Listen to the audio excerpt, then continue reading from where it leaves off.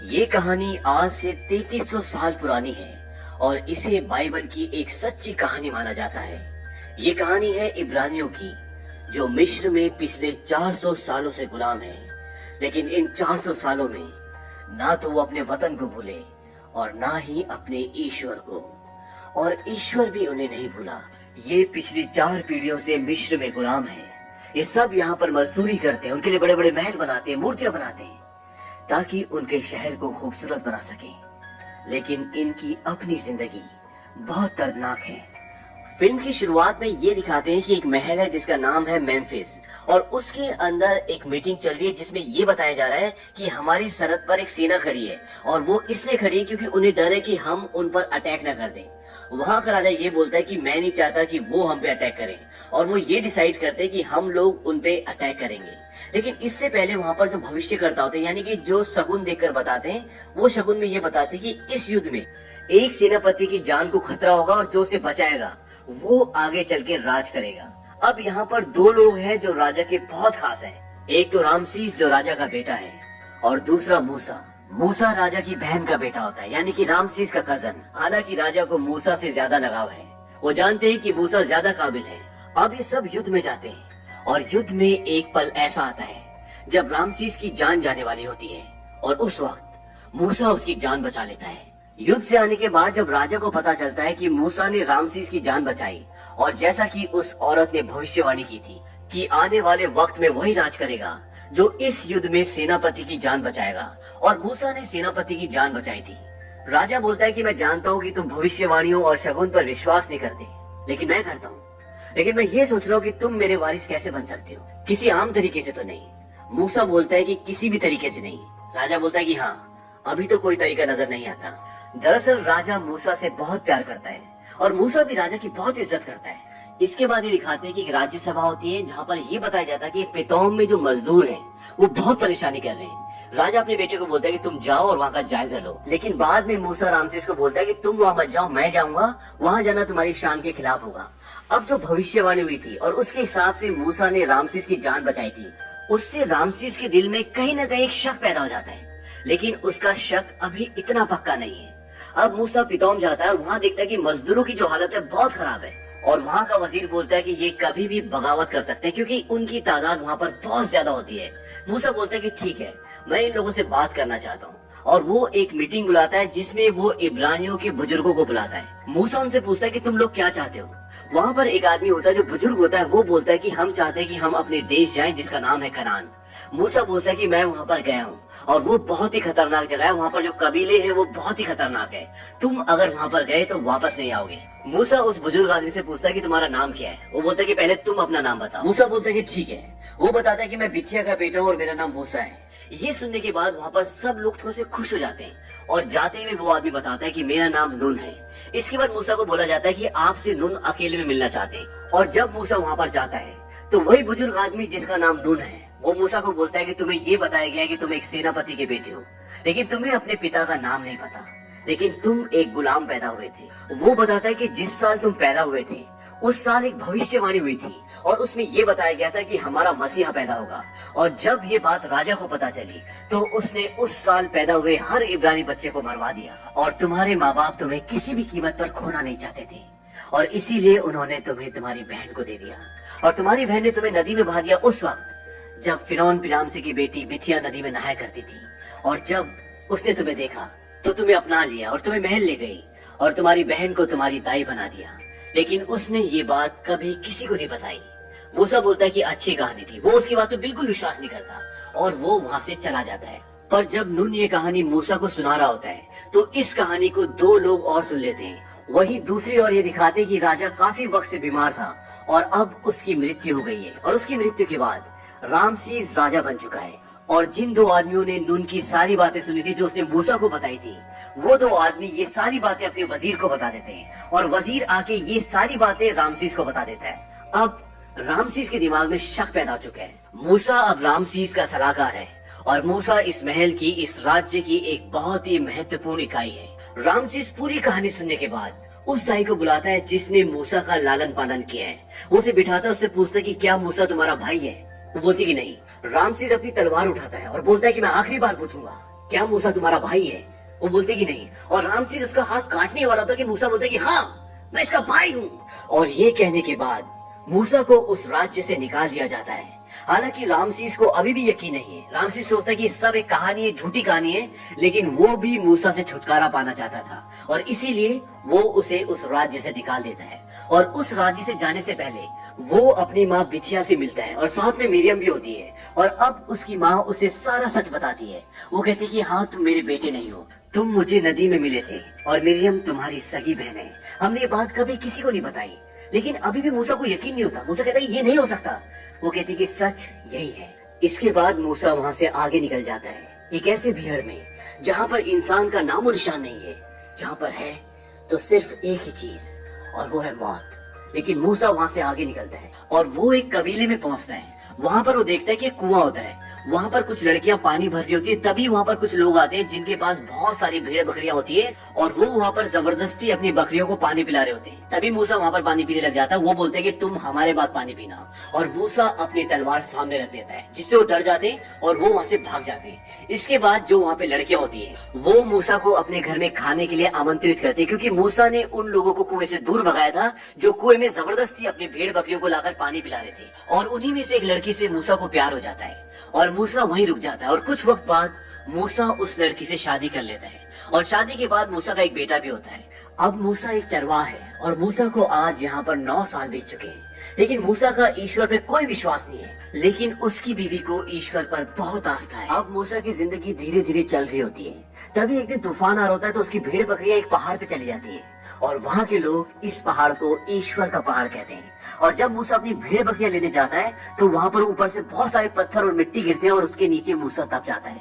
और जब उसकी आंखें खुलती है तो वहाँ पर एक पेड़ होता है जो जल रहा होता है और तभी मूसा के कानों में आवाज आती है मोशे। और उसके बाद वहाँ पर एक बच्चा आता है। दरअसल मूसा का जन्म का नाम मोशे होता है। वो बच्चा मूसा को बोलता है कि तुम अपने लोगों को भूल गए, लेकिन अब भी वो तुम्हारा इंतजार कर रहे हैं। जाओ और मिस्र जाओ, अपने लोगों का हाल देखो। और इसके बाद मूसा की आंखें बंद हो जाती हैं और जब उसकी आंखें खुलती हैं तो वो अपनी बीवी के सामने होता है। मूसा के मुताबिक वो बच्चा ईश्वर था और जब वो अपनी बीवी को बताता है तो उसकी बीवी बोलती है कि ईश्वर बच्चा नहीं हो सकता। मूसा अपनी बीवी को बोलता है क्या तुमने ईश्वर को देखा है? देखा तो बताओ कैसा दिखता है? मूसा की बीवी बोलती है तुम सो जाओ, तुम अभी जख्मी हो, क्योंकि मूसा बहुत जख्मी होता है। इसके बाद मूसा को उसी बच्चे का एक और बार आभास होता है और अब मूसा ये तय करता है कि वो मिस्र जाएगा। और मूसा मिस्र पहुंच जाता है और मिस्र पहुंचने के बाद वो उसी बूढ़े आदमी से मिलता है जिसने उसको उसकी जिंदगी की हकीकत बताई होती है और इस बार वो अपने भाई से भी मिलता है। इसके बाद मूसा रात को चुपके से रामसेस के अस्तबल में घुस जाता है और रामसेस को लगता है कि बाहर कोई है और जब वो बाहर आता है तो मूसा उसकी गर्दन पर तलवार रख देता है। रामसेस मूसा को बोलता है कि तुम जिंदा हो, मुझे देखकर अच्छा लगा। मूसा बोलता है कि इसीलिए तुमने मुझे मारने के लिए 2 हत्यारों को भेजा था। दरअसल जब मूसा बीहड़ में होता है तब उसे मारने के लिए 2 हत्यारे आते हैं। रामसेस बोलता है कि मैंने नहीं, मेरी माँ ने भेजा होगा। मूसा बोलता है कि उन्हें दोष मत दो। वो कहता है कि यहाँ के हालात पहले से भी बदतर हो गए, गुलामों की हालत बहुत खराब है। रामसेस बोलता है कि नहीं, ऐसा कुछ नहीं है।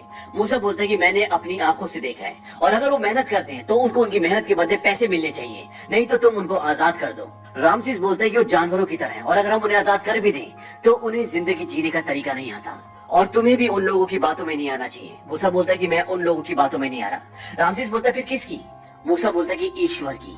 और ये कहकर मूसा वहां से चला जाता है। इसके बाद ये दिखाते हैं कि रामसेस के महल में एक मीटिंग बैठती है जिसमें रामसेस बोलता है कि मूसा ने मेरी गर्दन पे तलवार रखी थी और उसने गुलामों को आजाद करने की बात रखी, यानी कि उसने मुझे धमकी दी है।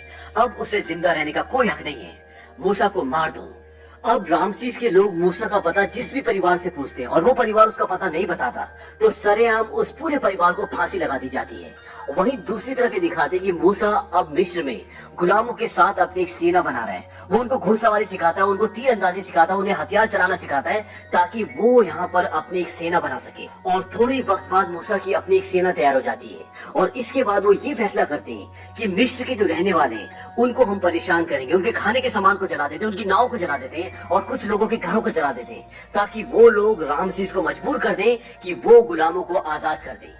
अब एक दिन मूसा के सामने वही बच्चा आता है जो उसे ईश्वर के पहाड़ पर मिला था, जिसे मूसा ईश्वर कहता है। वो बोलता है कि तुम कहाँ थे?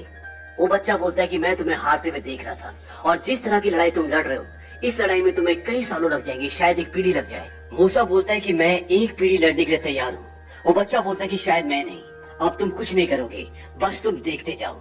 जब मूसा उस बच्चे से बात कर रहा होता है, तभी दूर से एक आदमी देखता है कि मूसा किसी से बात कर रहा है, लेकिन सामने कोई भी नहीं होता। इसका मतलब ये बच्चा ईश्वर होता है। और अगले दिन मिस्र की नदी में बड़े बड़े मगरमच्छ आ जाते हैं, और उनकी नदियों में जो नाव होती है उनमें जितने भी लोग होते हैं वो मगरमच्छ उन सब लोगों को मार देते हैं, और नदी की सारी मछलियां मर जाती हैं, और नदी में अब पानी की जगह खून बह रहा है। और जब वहाँ की फसलों को पानी नहीं मिला तो वहाँ की पूरी फसलें खराब हो गई। और इसके बाद ये दिखाते हैं कि उस पूरे राज्य में, पूरे मिस्र में मेंढकों का आतंक फैल जाता है, यानी कि पूरे मिस्र में मेंढक ही मेंढक होते हैं। और जब वो मेंढक मर जाते हैं तो पूरे राज्य में इतनी मक्खियां हो जाती हैं कि लोग वहाँ पर खाना भी नहीं खा सकते। और इसके बाद वो होता है जिसके बारे में उन्होंने कभी सोचा भी नहीं था। पूरे राज्य में कोढ़ फैल जाता है, और इस बीमारी से राजा रानी कोई नहीं बच पाता। इसके बाद मूसा रामसीस को घोड़े की पीठ पर एक संदेश लिखकर भेजता है। उसमें ये लिखा होता है कि जितनी भी आफतें आ रही हैं ये ईश्वर की तरफ से है, और आने वाले वक्त में ये आफतें और बढ़ेंगी। हमें आपस में समझौता करना पड़ेगा। लेकिन इसके बदले रामसीस उन गुलामों को और भी दंड देता है, उनका काम डबल कर देता है, और साथ ही साथ उन लोगों को भी फांसी दी जाती है जो लोग मूसा का पता नहीं बताते। पूरे मिस्र में हाहाकार मचा हुआ है। और जब ईश्वर देखते हैं कि रामसीस ने उनकी बात अभी तक नहीं मानी, तो वहाँ के जितने भी पालतू जानवर होते हैं, घोड़े, बैल, बकरी, सब मरना शुरू हो जाते हैं। और इस बात से पूरा राज्य परेशान हो जाता है। लेकिन ईश्वर का कहर अभी भी नहीं रुकता, और वहाँ पर पत्थरों की बारिश होती है। और इसके बाद मिस्र में वो होता है जिसके बाद पूरे मिस्र को भूख से जूझना पड़ता है। उस पूरे राज्य में करोड़ों टिड्डे आ जाते हैं जो पूरी फसल को बर्बाद कर देते हैं। और अब तक रामसीस भी इन सब आपदाओं से बहुत परेशान हो चुका है। और जब वो प्रेयर करने के लिए जाता है तो उसे लगता है कि उसके आसपास मूसा है। वो बोलता है कि मूसा तुम यहाँ पर हो, लेकिन मूसा वहाँ पर नहीं होता। और तब वो धमकी देता है कि अब अगर मिस्र में एक भी चीज हुई तो हर एक इब्रानी बच्चा जो अभी चल भी नहीं पाता वो कभी नहीं चल पाएगा, मैं उसे दरियाई नील में डुबा दूंगा, जैसे तुम्हें डुबा देना चाहिए था। और तुम कहते हो कि ये सब तुमने नहीं किया, तुम्हारे ईश्वर ने किया है। तो मैं ईश्वर हूँ, तो देखते कि अब मारने में कौन तेज है, तुम, तुम्हारा ईश्वर या मैं। अब मूसा ईश्वर के पास जाता है, और ईश्वर बोलते कि मुझे पता है कि उसने हमारी बात नहीं मानी, और मैंने उसकी आखिरी धमकी सुनी है, और अब इससे भी बुरा होगा। हालांकि मूसा नहीं चाहता कि इससे बुरा मिस्र में हो, क्योंकि वो उन्हीं के साथ पला बड़ा है। लेकिन ईश्वर कहते हैं कि 400 साल की गुलामी, और उसके बाद अब मैं चाहता हूँ कि ये लोग हमारे आगे घुटने टेकें।